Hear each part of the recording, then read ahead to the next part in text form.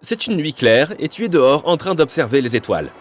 La Voie lactée, à elle seule, te semble immensément grande.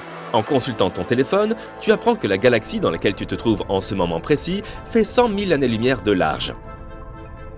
Pour te donner une échelle, une année-lumière représente déjà une très grande distance. Ainsi, il faut 4,2 années-lumière pour se rendre de la Terre à Proxima du Centaure, l'étoile la plus proche de notre planète à l'exception du Soleil. Ainsi, 100 000 années-lumière, c'est bien plus que ce que nous, simples mortels, pouvons concevoir. Et il ne s'agit là que d'une seule galaxie. Il en existe beaucoup d'autres. Au vu de pareilles données, il semble peu probable que nous soyons la seule forme de vie dans l'univers, n'est-ce pas? Mais comment se fait-il que nous n'ayons jamais rien découvert d'autre jusqu'à présent? Autant être clair. La vie extraterrestre ne signifie pas nécessairement qu'il s'agit de petits bonhommes verts. Il peut aussi s'agir de micro-organismes, des bactéries et des plantes que l'on pourrait trouver sur d'autres planètes. En réalité, il existe un large éventail de possibilités pour que la vie existe ailleurs que sur Terre. Et si l'on considère qu'il y a jusqu'à 50 milliards de planètes dans la Voie lactée, il semble très peu probable que nous soyons seuls dans ce vaste univers. À quoi ressemblerait la vie sur d'autres corps célestes? C'est ce que nous avons passé des années à essayer de découvrir, et je t'invite à prendre part à cette réflexion. Une planète peut aujourd'hui paraître stérile, mais elle peut présenter des traces de matière organique ou de fossiles, indiquant qu'une forme de vie a pu y prospérer autrefois. Il se peut aussi que certaines planètes abritent des formes de vie dotées d'une biochimie complexe, ce qui signifie qu'elles peuvent avoir une faune comparable à celle que nous avons sur Terre, mais probablement très différente.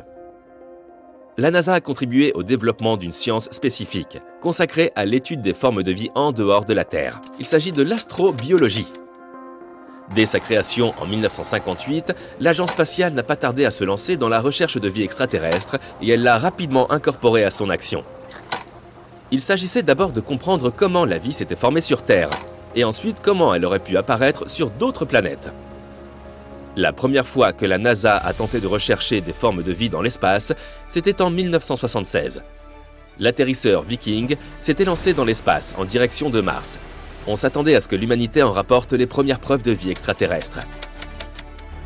Mais hélas, l'atterrisseur est revenu bredouille, avec des images d'une planète aride et désolée, et les savants de l'époque ont été extrêmement déçus. Les conclusions scientifiques sur la possibilité de détecter de la vie là-bas ont laissé tout le monde perplexe. Mais pour trouver, il faut d'abord savoir ce que l'on cherche, n'est-ce pas? L'échec de la mission Viking a permis d'alimenter les débats entre les chercheurs de la NASA sur la définition même de la vie.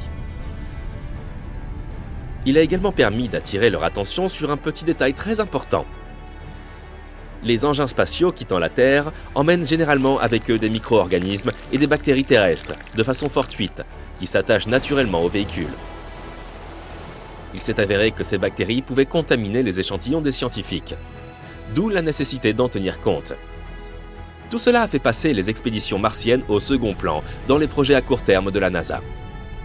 Une nouvelle question prioritaire est apparue. Quels étaient les types et les stades de développement de la vie que les programmes spatiaux pouvaient espérer identifier? Les scientifiques avaient déjà peut-être rencontré la vie sur d'autres planètes, mais ils n'avaient pas été en mesure de l'identifier comme telle.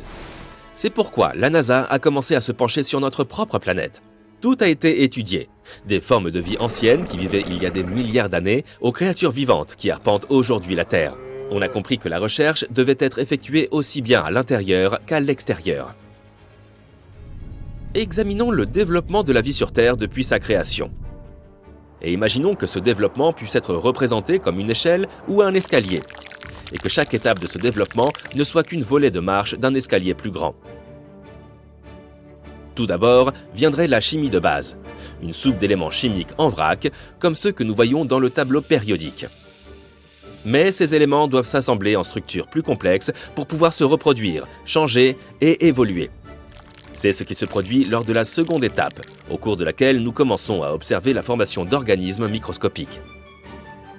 Au cours de la troisième étape, ces cellules se combinent pour devenir des organismes multicellulaires, ce qui permet une plus grande complexité et une plus grande variété. À l'étape supérieure, les espèces peuvent développer de plus gros cerveaux, ce qui permet à terme l'utilisation d'outils, le partage des connaissances et la culture. C'est là que se situe l'humanité. En regardant cette échelle, on peut se demander ce qu'il faudrait pour qu'un organisme multicellulaire évolue vers un être humain pleinement formé. C'est ce qu'on appelle le grand filtre. Il s'agit d'un énorme saut évolutif nécessitant beaucoup d'efforts, ainsi que des conditions environnementales parfaites pour se produire. Étant donné que nous n'avons jamais entendu parler d'autres civilisations extraterrestres, il se pourrait que nous soyons les seuls à avoir été capables d'accomplir ce saut. Après tout, quelle est la probabilité de trouver une vie semblable à la nôtre en dehors de la Terre ? Cela dépend du nombre de planètes qui se trouvent dans la zone boucle d'or de leur étoile. Autrement dit, la zone autour d'une étoile où l'eau peut se trouver à l'état liquide. Comme les étoiles existent dans toutes les tailles et toutes les configurations, cette zone est différente pour chaque système stellaire. Mais ce n'est pas le seul critère que nous connaissions pour déterminer la présence possible de la vie. Nous recherchons généralement 3 éléments pour la détecter: de l'eau liquide, du méthane et de l'oxygène. L'eau permet aux composants chimiques de se mélanger et de se connecter, formant ainsi des êtres multicellulaires. Le méthane est produit par le processus de décomposition des bactéries et l'oxygène est le sous-produit de la respiration des plantes. Ce sont là quelques-uns des signes révélateurs que le télescope James Webb a été programmé pour rechercher. Ce télescope a plusieurs objectifs ambitieux, qui pourraient bien révolutionner les sciences spatiales.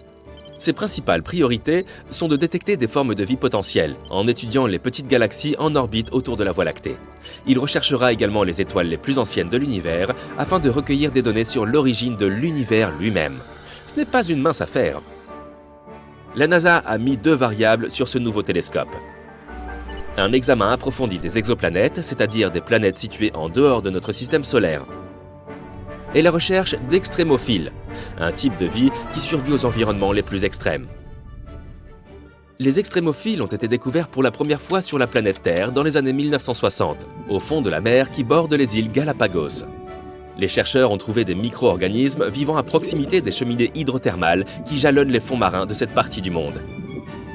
Il faut beaucoup de résistance pour prospérer dans des endroits comme ceux-ci, où les températures sont extrêmes et dépassent parfois les 370 degrés. Tu imagines une telle chaleur ? Cette découverte a marqué un tournant dans le domaine de l'astrobiologie, car les scientifiques ont compris que la vie pouvait se développer dans des conditions extrêmement difficiles, similaires à l'atmosphère présente sur plusieurs exoplanètes.